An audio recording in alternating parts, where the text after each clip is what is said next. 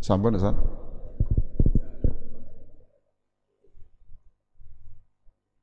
Bismillahirrahmanirrahim. Assalamualaikum warahmatullahi wabarakatuh. Alhamdulillah wassalatu wassalamu ala Rasulillah Sayyidina Muhammadin wa ala alihi wa sahbihi wa mawalah. Amma ba'du. Bapak Ibu sekalian yang sangat saya hormati, sebagaimana biasa marilah kita berdoa sejenak untuk siapapun yang merintis masjid ini, yang menjadi pengurus masjid ini mulai awal sampai sekarang, juga seluruh orang yang pernah ikut berpartisipasi membangun masjid ini dan mengisi kegiatan-kegiatannya, termasuk yang mungkin mengirimkan makanan, mengirimkan minuman, semuanya itu menjadi sumber kebahagiaan di dunia ini dan di akhirat. Al-Fatihah. A'udzubillah.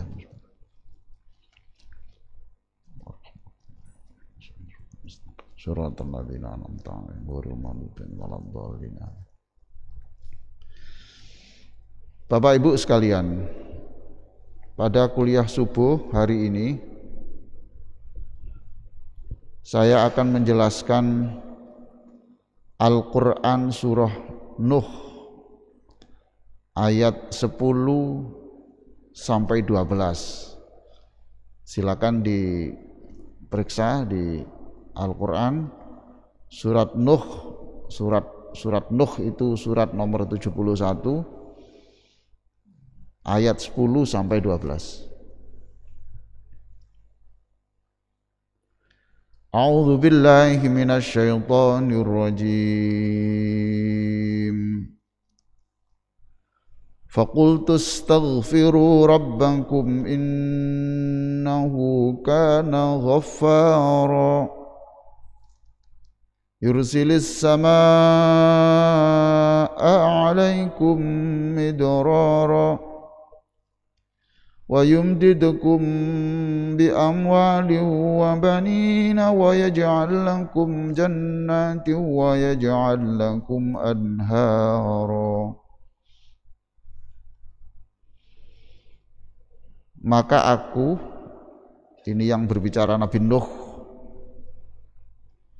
berkata kepada kaumnya, kepada masyarakatnya. Apa yang dikatakan? Mohonlah ampun kepada Tuhanmu, mintalah ampunan kepada Tuhanmu. Innahu kana ghaffara, sungguh Dia adalah Maha Pengampun. Jika kamu istighfar, pastilah Dia, Allah, akan mengirimkan hujan kepadamu dengan lebat. Akan mengirimkan hujan kepadamu dengan lebat. Itu bisa ditafsirkan secara fisik, memang hujan betul, bisa juga merupakan simbol-simbol hujan itu hujan rahmat. Dan menambah banyaknya harta dan anak-anakmu. Ini juga bisa diartikan secara fisik, bisa juga diartikan secara simbol-simbol, ya, bisa saja itu rahmat, ampunan, rezeki. Tidak hanya itu, kalau istighfar itu Allah juga menyediakan untukmu kebun-kebun dan menyediakan pula di dalamnya untukmu sungai-sungai. Jadi istighfar itu berdasarkan ayat ini, ya, istighfar itu akan mendapatkan ampunan plus apa saja di situ. Plus apa saja? Diampuni toh, Mintalah ampun kamu kepada Allah, Allah Maha Pengampun, berarti Allah akan memberikan ampunan. Jadi orang istighfar itu satu dapat ampunan. Penting ampunan ini, Pak. Umpamanya ya, Pak ya. Subhanallah. Siapa tuh Pak yang tidak pernah berdosa itu siapa? Semuanya itu pernah berdosa ya. Kalau umpamanya ada satu saja dosa yang belum diampuni oleh Allah, itu kan masalahnya jadi panjang loh Pak. Masalahnya jadi panjang. Urusan akhirat kan panjang. Nah, kita mohon kepada Allah itu satu, kalau istighfar itu dapat ampunan Allah. Yang kedua dapat apa? Yang kedua dapat apa? Itu loh Pak tadi. Ini enggak, kita ini saja dulu ya. Di samping ampunan kita dapat satu, hujan yang lebat. Kita artikan letterlek dulu ya. Satu, ampunan. Yang kedua apa? Hujan. Yang kedua apa? Harta dan anak yang banyak. Gitu? Harta dan anak yang banyak. Tuh. Terus berikutnya kebun. Terus di dalamnya apa? Sungai-sungai. Oke. Begini Pak ya. Ahli tafsir di dunia ini ya, yang paling pinter itu adalah sahabat Nabi yang bernama Ibnu Abbas. Siapa? Ibnu Abbas, Abdullah Ibnu Abbas. Masih keluarga Rasulullah, masih keluarga Rasulullah, sepupunya Rasulullah, sepupunya Rasulullah. Inilah sahabat yang waktu hulam, kira-kira usia SD lah gitu, pernah diajak satu onta dengan Nabi. Satu onta, enggak tahu saya diletakkan di depan atau di belakang, saya enggak tahu, tapi di dalam satu onta. Umur masih sekian ya, masih anak usia SD, tapi Nabi itu berbicara yang menurut saya ukuran kalau orang sini itu ukuran usia 60 lah. Karena yang dibicarakan itu yang sangat dalam. Contoh kayak gini ya, kamu kalau ihfazillah yahfazka, kamu kalau mau ingat Allah terus, Allah ya ingat kamu terus gitu. Jagalah hubunganmu kepada Allah, nanti Allah juga akan terus mengalirkan bantuannya untuk kamu. Ini kan tasawuf tuh Pak, ini kan sangat dalam, tapi anak seusia itu sudah diajak bicara itu. Siapa tadi namanya? Ibnu Abbas. Nah, Bapak nanti kalau haji atau umrah nanti silakan mencari namanya Masjid Ibnu Abbas ya. Ibnu Abbas. Saya lihat di dinding-dinding itu memang ini termasuk ini tadi, ihfazillah yahfazka itu. Lalu Nabi pernah berdoa.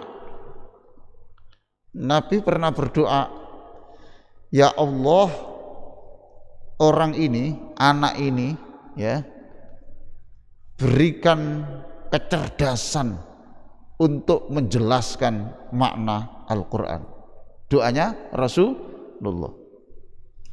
Nah sekarang ya, kita ingin tahu bagaimana kecerdasannya itu. Suatu saat Abdullah Ibnu Abbas radhiyallahu an kedatangan tiga tamu.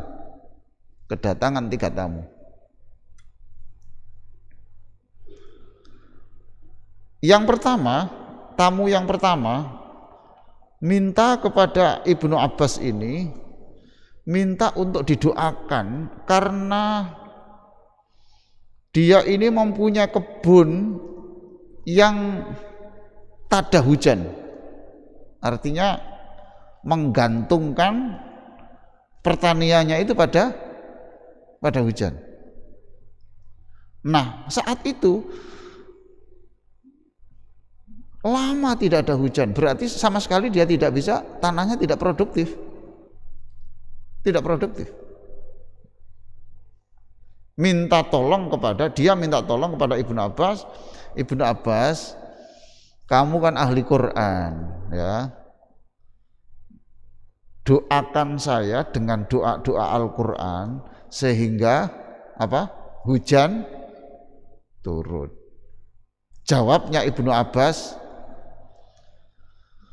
baca istighfar saja yang banyak, baca istighfar yang banyak istighfar, astagfirullahaladzim, yang banyak. Keluar, tamu itu keluar. Tamu kedua datang, wahai Ibnu Abbas, kamu kan ahli Quran ya, saya ini punya masalah. Apa masalahmu? Saya ini punya pertanian, lahan pertanian, dan pertanian itu menggantungkan pengairannya dari sungai. Sekarang sungai itu kering total. Praktis ekonomi saya bermasalah karena nggak ada air pada sungai itu. Tolonglah doakan saya untuk bisa, agar supaya sungai itu bisa penuh air seperti semula. Dijawab oleh Ibnu Abbas, perbanyaklah istighfar. Insyaallah, istighfar. Ganti tamu yang ketiga. Saya punya masalah, Ibnu Abbas. Apa? Saya ini sudah lama berumah tangga, tapi sampai hari ini saya belum dikaruniai anak. Tolonglah carikan doa-doa supaya saya segera mempunyai anak. Dijawab oleh istighfar, oleh Ibnu Abbas, perbanyaklah membaca istighfar. 3 orang ini di luar sama-sama bertemu. Tanya, kamu tadi punya masalah apa? Ini, saya punya masalah pertanian saya itu tak ada hujan, tidak ada hujan. Saya minta doa. Diberi resep apa? Istighfar. Lah kamu apa? Saya punya sawah juga, ini sungai itu kering, minta didoakan supaya air di sungai itu penuh kembali seperti semula. Terus jawabnya apa? Istighfar. Yang kamu apa? Saya tidak punya anak, pengen punya anak. Disuruh apa? Istighfar. 3 orang ini kemudian protes kepada Ibnu Abbas. Wong ini masalahnya berbeda-beda, kok jawabnya istighfar. Jangan-jangan ini ahli tafsir palsu ini. Paham toh? Masa sakit yang berbeda-beda diberi obat yang sama.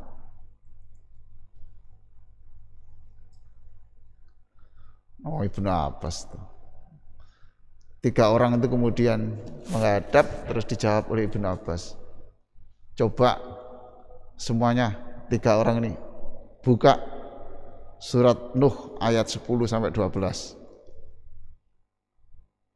Buka surat Nuh ayat 10 sampai 12.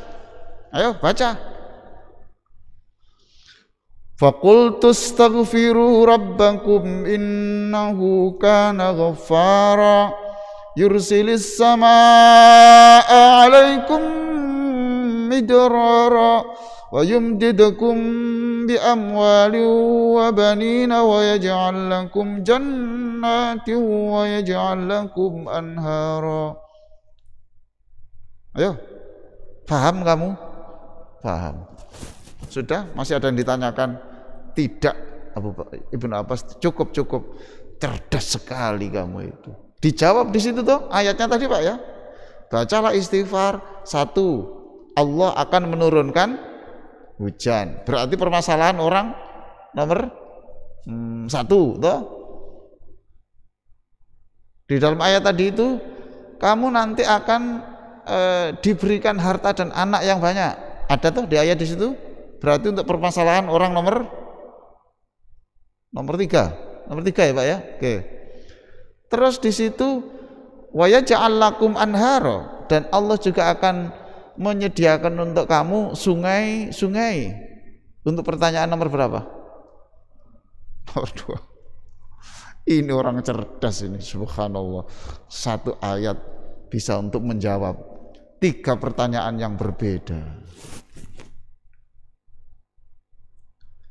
Bapak Ibu sekalian yang sangat saya hormati, mungkin ya Ibnu Abbas ini karena dekat dengan Rasulullah, banyak hadis-hadis yang diceritakan oleh orang satu ini. Memang Rasulullah itu pernah mengatakan man lazimal istighfar, siapa yang terus menerus istighfar. Istighfar itu baik Bapak, istighfar itu baik. Karena istighfar itu kita ini menghadap Allah dan mengakui bahwa kita ini bukan orang bersih. Kita mengakui bahwa kita ini orang berlumuran dosa. Lalu minta ampun pada Allah, itu berarti orang itu sudah mengakui, sudah bagus. Ja'alallah min kulli dhiqin makhraja. Allah akan menjadikan jalan, memberikan jalan keluar kepadanya dari seluruh kesulitan. Wa min kulli hammin faraja, dan Allah akan menghilangkan semua kesedihan. Wa razaqahu min haitsu la yahtasib, dan Allah juga akan memberikan rizki kepadanya di luar perhitungan, di luar kalkulasi matematik, rumus-rumus ekonomi. Nah itu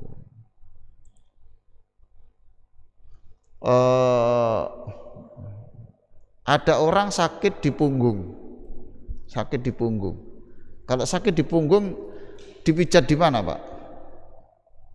Orang sakit di punggung dipijat yang mana? Mana? Di punggung, betul. Selalu sakit di punggung, dipijat di punggung, selalu Pak? Selalu begitu? Saya ini punya, ada enggak yang refleks kaki itu apa? Refleksi itu dipijat di mana? Di kaki itu. Nah Bapak yang alirannya sakit punggung, ya dipijati di punggung. Maka terkejut, wong saya sakit punggung kok yang dipijat kaki. Orang ini juga tanya toh, wong saya ini minta supaya hujan itu turun, kok ya obatnya istighfar. Kok tidak diajari, ya Allah, Engkau Maha Kuasa menurunkan hujan, maka turunkanlah hujan. Nah gitu Pak Haji.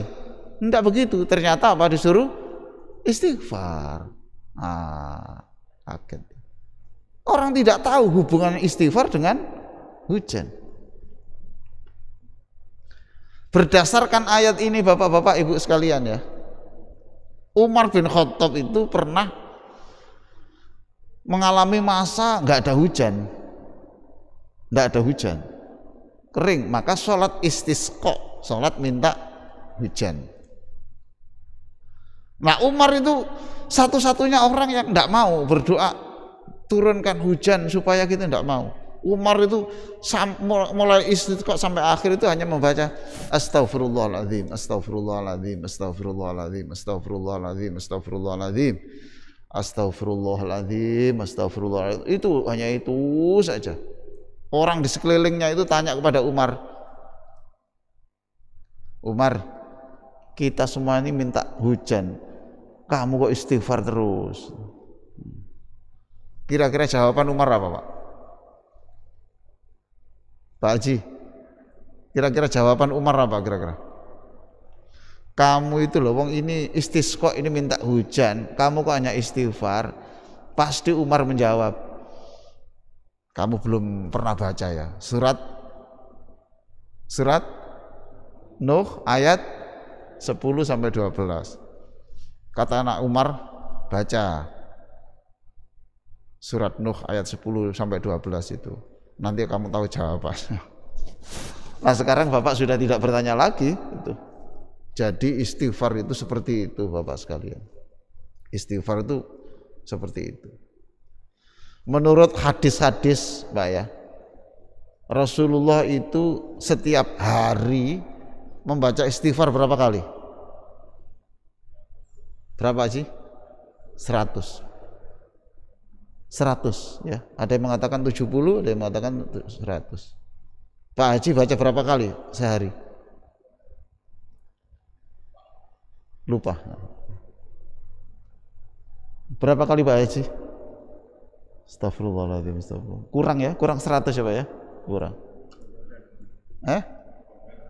Mudah-mudahan lebih ya. Alhamdulillah. Maka melalui kajian ini, kalau kita punya masalah ya Pak ya, kalau kita punya masalah mungkin penyakit, mungkin rezeki, mungkin keluarga ya, cara mengatasinya tidak harus berdoa, wahai Allah berikan jalan keluar masalah ini, tidak harus begitu terus, tapi juga tambahi istighfar yang banyak. Apa hubungannya? Sudahlah, tidak usah tanya hubungannya, karena Quran bicara itu, lakukan. Ya istighfar saja, hanya itu, ya itu saja. Sampai berapa hari? Pokoknya 7 hari ini istighfar sajalah, istighfar saja itu. 2 minggu belum ada solusinya, terus istighfar aja, terus itu. Kok begitu Pak? Baca surat Nuh ayat 10-12. Istighfar itu seperti itu. Ada juga Bapak Ibu sekalian ya, coba Bapak buka surat Hud ayat 3. Surat Hud ayat 3.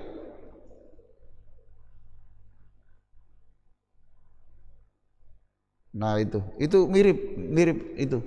Kalau tadi surat Nuh 10-12, sekarang surat apa?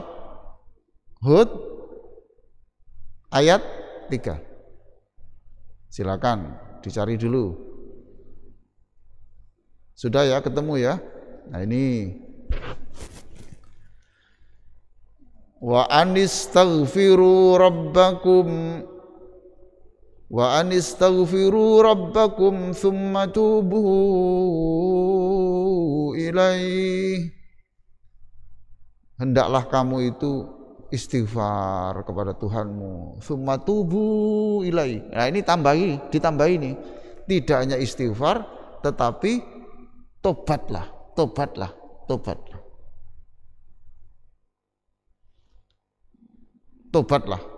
Jadi tidak hanya istighfar tapi astaghfirullahaladzim alladzi la ilaha illa huwal hayyul qayyum, terus wa atubu ilaihi. Nah ini dari ini astaghfirullahaladzim, aku mohon kepada Allah yang maha agung atas dosa-dosa saya, alladzi la ilaha illa huwal hayyul qayyum, yang Tuhan yang tidak ada Tuhan selain Dia, yang selalu hidup dan selalu mengurus diri saya. Wa atubu ilaihi, dari sini istighfarlah kamu dan bertobatlah.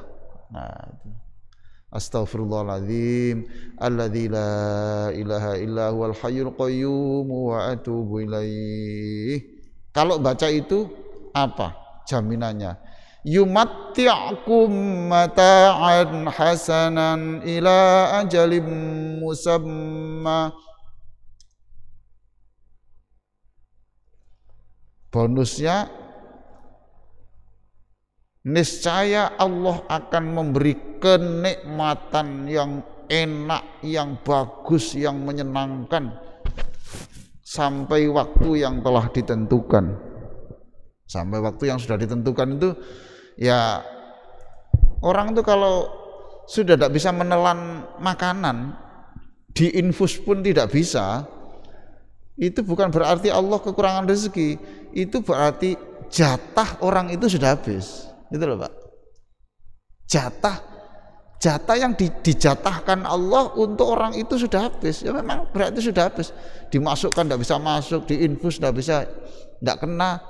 Ya itu. Iya, over, sudah over. Sudah. Apa sebabnya? Iya, jatahnya orang itu sudah habis. Masya Allah.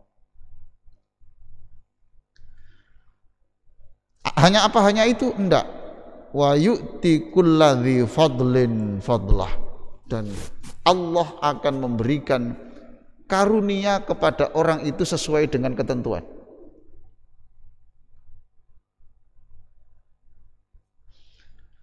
Bapak Ibu sekalian, menurut Imam Al-Qurtubi ya, Imam Al-Qurtubi ketika menjelaskan surat Hud ayat 3 itu, dia mengatakan ayat ini berisi janji-janji Allah berupa kenikmatan yang melimpah kepada setiap orang yang beristighfar dan bertaubat. Dia mengatakan lebih lanjut, inilah buah istighfar dan taubat. Buah istighfar dan taubat. Saya setuju Pak Haji kalau tadi Rasul membaca istighfar 100, saya lebih. Kita ini subhanallah, mohon ampun kepada Allah. Mohon ampun kepada Allah. Ya kita ini setelah sholat itu membaca istighfar 100 kali saja itu kok kadang-kadang itu tidak sempat karena banyak kesibukan gitu loh Pak ya. Padahal kesibukan setelah itu ya tidak ada, ya buka HP saja. Ya mau makan saja. Kalau makan tuh istighfar 100 itu kan berapa kali tuh? Tidak sampai 5 menit tuh. Kita makan sampai setengah jam ya. Itu tidak persoalan kita baca istighfar. Istighfar. Apa hubungannya istighfar dengan persoalan anak, persoalan istri, persoalan suami? Biar itu Allah yang ngurus. Yang ngurus itu Allah. Tidak usah tanya ini hubungannya apa? Quran bicara begitu ya sudah ikuti. Sudah menjanjikan.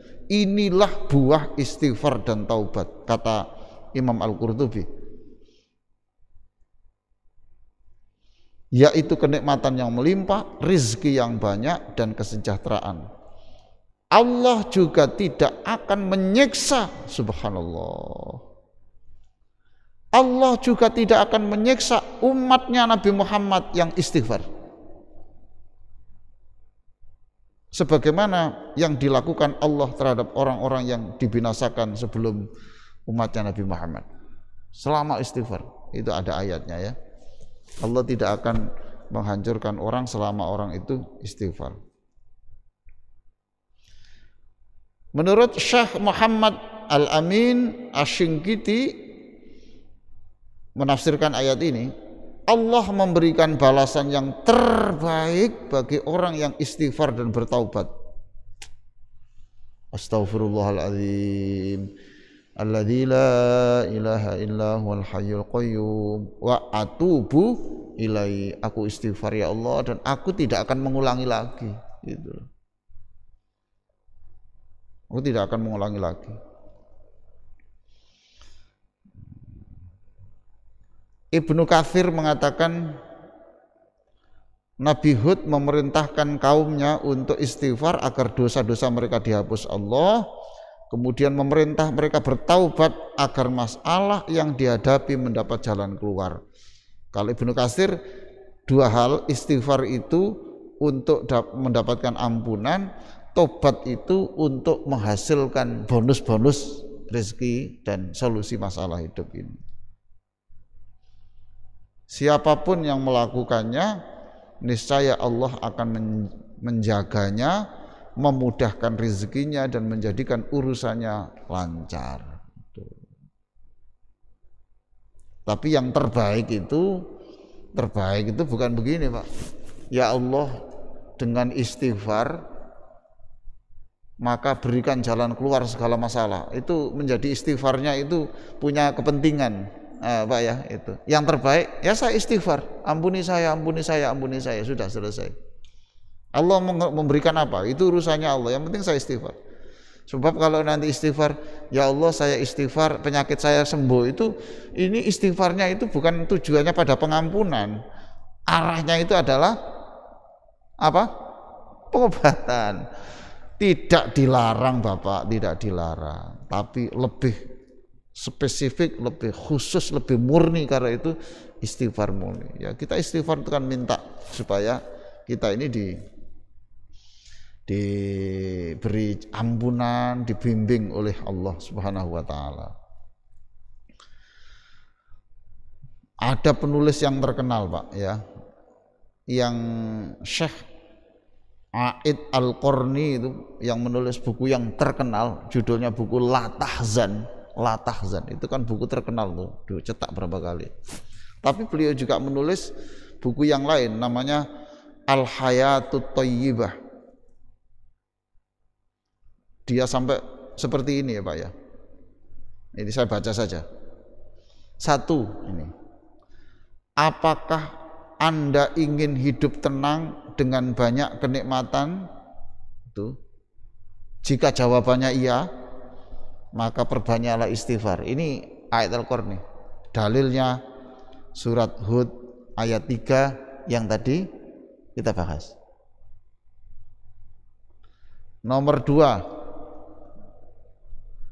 apakah Anda ingin berbadan sehat, kuat, terjauh dari bencana dan penyakit?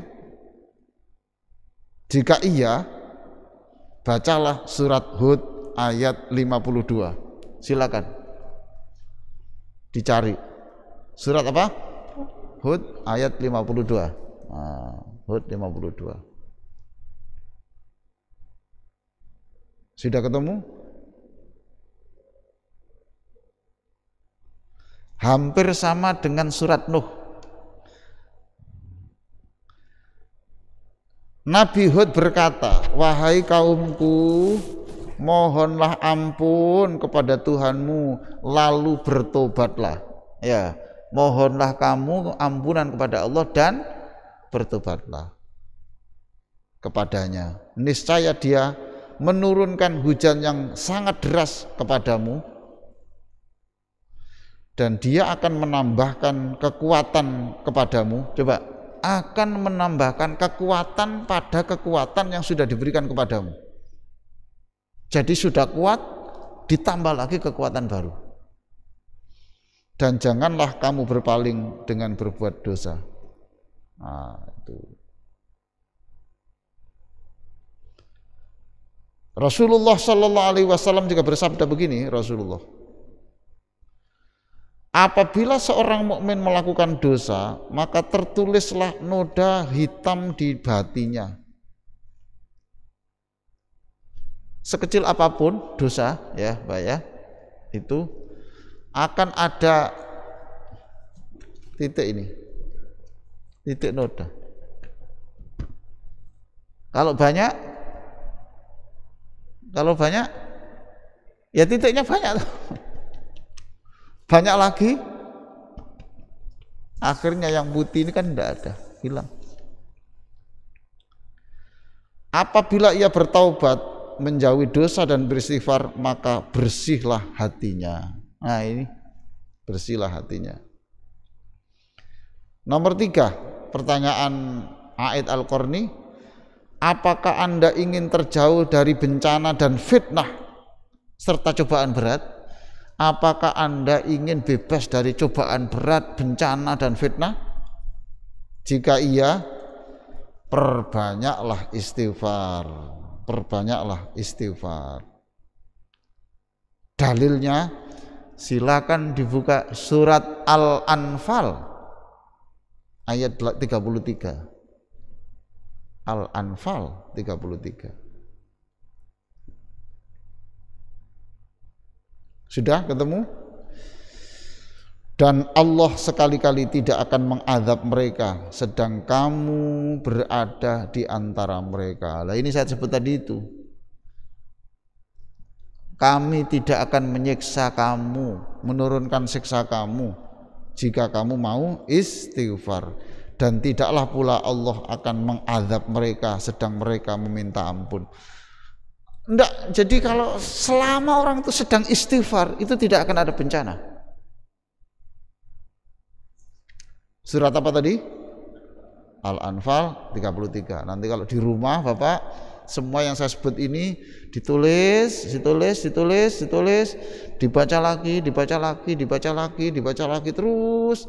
Enggak bisa Pak memasukkan ayat ke dalam hati. Kalau dihafal hurufnya saja selesai itu. Dihafal ayatnya saja selesai. Tapi yang saya maksudkan itu menjadi renungan, menjadi pegangan. Keempat, tadi kan 5 toh. Apakah Anda ingin tidak mengalami kekeringan? Apakah Anda ingin memiliki keturunan anak yang soleh? Apakah Anda ingin memperoleh harta yang melimpah, yang berkah? Jika iya, perbanyaklah istighfar. Dalilnya Nuh 1, 10 dan 12. Oke. Nomor 5, apakah Anda ingin menghapus dosa-dosa lalu memperbanyak kebaikan dan meningkatkan ketakwaan? Apakah kamu ingin itu? Jika iya, perbanyak istighfar. Dalilnya Al-Baqarah 58. Al-Baqarah 58. Subhanallah. Katakanlah, bebaskanlah kami dari dosa. Khittatun naghfir lakum. Khittatun naghfir lakum. Dan seterusnya itu. Ini istighfar. Baik. Jadi istighfar itu minimal adalah astaghfirullah. Astaghfirullah itu sudah minimal. Astaghfirullah. Kalau mau lengkap, bukan. Kalau mau lengkap, astaghfirullah hal azim. Ada azimnya, ya. Astaghfirullahaladzim. Oke. Lengkap. Kalau istighfar plus taubat yang berdasarkan ayat-ayat ini, istighfar yang disertai tobat itu lebih tinggi lagi perolehannya. Maka bacalah astaghfirullahaladzim alladzi la ilaha illa huwal hayyul qayyum wa atubu ilaih. Masya Allah, ini luar biasa. Kalau mau yang tinggi lagi agak panjang, Allahumma anta rabbi la ilaha illa anta khalaqtani wa ana abduka wa ana ala ahdika wa wa'dika mastata'tu a'udzubika min syarri ma sana'tu abu'u laka bi ni'matika alayya wa abu'u bi dzambi faghfirli fa innahu la yaghfiru dzunuba illa anta. Itu sayyidul istighfar, induk dari seluruh istighfar. Itu dari Rasulullah sallallahu alaihi wasallam, bukan redaksi bikinan ulama, bukan sahabat, Rasulullah. Bahkan tidak tanggung-tanggung. Siapa yang membaca sayyidul istighfar itu pagi hari dan siang hari itu meninggal, dijamin masuk surga. Nah, siapa yang membaca malam hari meninggal, dijamin masuk surga. Itulah sebabnya saya di masjid kampung saya itu sudah saya minta supaya setiap maghrib, setiap subuh itu suruh baca bersama-sama. Kalau enggak bersama-sama nanti lupa itu. Sayyidul istighfar. Alhamdulillah sampai sekarang jalan. Orang hafal semua dan sudah menjadi kebiasaan. Subuh sayyidul istighfar supaya meninggal pada hari itu. Ada orang meninggal dunia, kemudian setelah salat subuh, kemudian saya tanya, tadi salat subuh enggak di masjid? Iya, masuk surga dia. Sebab tadi waktu di masjid membaca sayyidul istighfar. Tuh. Itulah Bapak-bapak sekalian yang sangat saya hormati. Jadi ceramah subuh ini memang tujuan saya hanya satu saja. Kalau ingin mengatasi masalah, tidak selalu dengan persis seperti yang diminta. Dan itu memang ada, Pak. Contoh ya, di dalam buku doa-doa keluarga bahagia yang biru itu, di situ resep untuk mengendalikan marah. Orang supaya ada kasus tidak marah, kira-kira doanya apa? Ayo, doanya apa? Bahasa Indonesia aja, bahasa Indonesia aja. Kita dihadapkan pada masalah yang kita mau marah, terus kita minta supaya tidak marah. Doanya dalam bahasa Indonesia seperti apa? Hah? Bahasa Indonesia aja.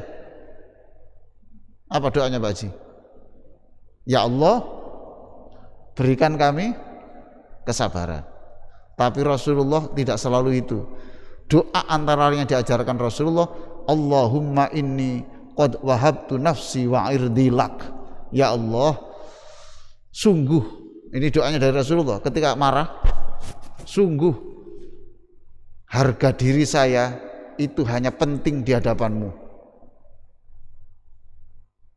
Ya jauh toh Pak ya, jauh toh itu. Karena apa? Rasulullah tahu orang marah itu pasti persoalan harga diri, maka diambil porosnya itu.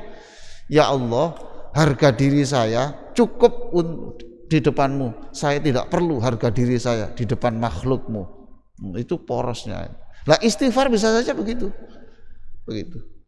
Baik, ini sudah hampir 45 menit, masih ada waktu. Silakan kalau ada pertanyaan-pertanyaan. Silakan Pak. Allah ya Rabb. Waalaikumsalam warahmatullahi wabarakatuh.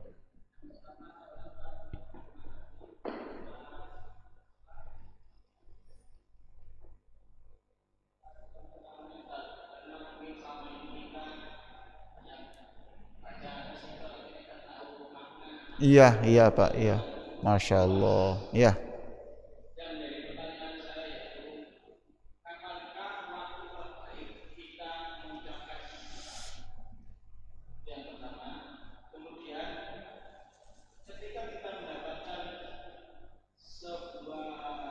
Allah.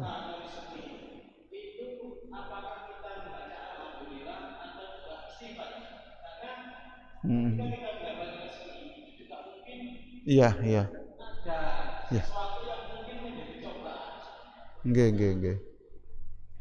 Ya.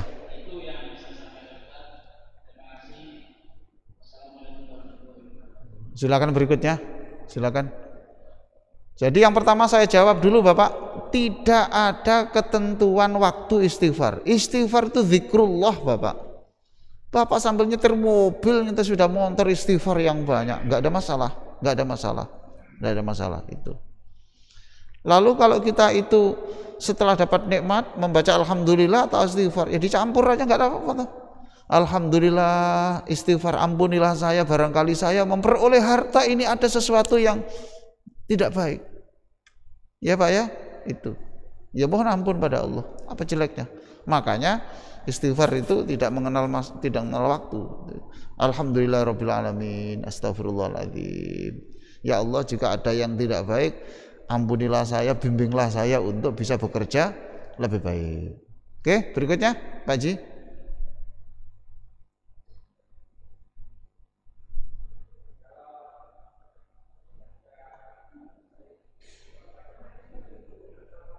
Apa Pak? Ya, ini ada pertanyaan, bolehkah membaca Sayyidul Istighfar waktu sujud? Sekarang saya tanya, Sayyidul Istighfar itu yang mengajarkan siapa? Rasulullah toh? Berarti redaksinya itu berasal dari Nabi. Sudah, titik. Yang kedua, pernahkah Bapak mendengarkan atau mengetahui hadis bahwa perbanyaklah doa pada waktu sujud? Pernah? Oke. Jadi berdasarkan dua hadis tadi, boleh enggak? Boleh tak Pak ya? Boleh. Dan saya sudah sering melakukan. Kadang-kadang saya baca waktu sujud, kadang-kadang saya baca pada saat menjelang salam. Saya kira begitu Bapak. Kalau ada yang ibu-ibu, monggo silakan. Itu ada ibu, ya. Silakan Bunda. Assalamualaikum warahmatullahi wabarakatuh. Waalaikumsalam warahmatullahi wabarakatuh. Tolong dibantu itu, ini mic-nya. Ya. Sebentar Pak, saya nggak dengar ini.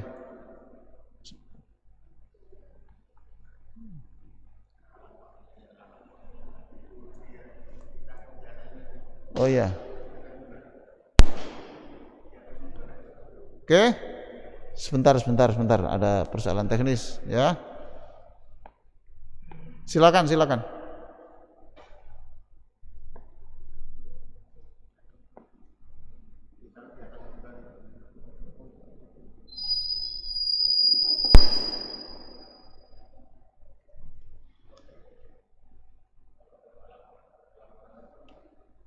Oh, sampai di bawah sana. Masya Allah. Tidak apa-apa, menambah pahala. Silakan Bunda. Ya. Assalamualaikum warahmatullahi wabarakatuh. Waalaikumsalam. Nama saya Fitro. Ije? Yang ingin saya tanyakan mengenai membaca istighfar itu yang lebih baik banyaknya atau kualitasnya. Sekian aja pertanyaan saya. Waalaikumsalam warahmatullahi wabarakatuh. Waalaikumsalam. Kalau ukuran banyaknya, ibu hanya dapat pahala. Paham toh? Orang baca istighfar, ngerti tidak ngerti dapat pahala. Subhanallah. Mulut digerakkan menyebut nama Allah, meminta ampun pada Allah, itu ngerti tidak mengerti, serius tidak serius dapat pahala. Itu Bunda. Tapi kalau ibu itu istighfar penuh perenungan sehingga tidak bisa banyak, sehingga itu bisa merubah cara berpikir, lebih hati-hati, maka ibu dapat double. Satu, bacaan pahala istighfar, dan pahala ada tekad untuk berubah. Lah yang enak bagaimana? Yang enak ya penuh penghayatan dan banyak. Ya cukup itu. Tapi kita tidak boleh berbicara gini, istighfar kok begitu banyak, cepat-cepat begitu, dapat apa? Oh, tidak boleh begitu lah. Wong dia menyebut nama Allah. Astagfirullahaladzim. Ya, kita tahu bahwa itu istighfar yang tidak sampai ke hati, sampai ke, tapi jangan dikatakan bahwa itu tidak berguna. Itu tetap dapat pahala kuantitasnya. Kalau ada orang istighfar hanya 10 kali tetapi dengan perenungan astagfirullahaladzim alladzi la ilaha illa huwal hayyul qayyum wa atubu ilaihi, mengingat masa lalu. Ya Allah, saya itu begini. Ya Allah, ampunilah sampai hari ini saya itu masih begini. Ampunilah, bantulah saya di dalam hati. Aku bertobat sungguh ya Allah, bantulah saya untuk tidak mengulang lagi. Astagfirullahaladzim. Sehingga hanya sampai 10, maka ibu dapat pahala dari perenungan itu. Masing-masing punya nilai. Mudah-mudahan manfaat. Allahumma sholli ala sayyidina Muhammadin wa ala alihi wa sahbihi ajma'in. Walhamdulillahi rabbil alamin. Allahumma la tada'lana dzamban illa ghafartah. Ya Allah, siapapun yang berdosa di antara kami dengan istighfar dan taubat, maka ampunilah kami dan terimalah taubat kami. Wahai Allah, jangan wafatkan kami kecuali kami telah membawa pahala yang banyak dan dosa yang telah Engkau ampuni. Ya Allah, jangan wafatkan kami sebelum taubat kami Engkau terima. Ya Allah, jadikan istighfar dan taubat kami yang kami lakukan setiap hari menjadikan solusi untuk seluruh masalah hidup yang kami hadapi. Rabbana atina fid dunya hasanah wa fil akhirati hasanah wa qina adzabannar. Walhamdulillahirabbil alamin. Wassalamualaikum warahmatullahi wabarakatuh.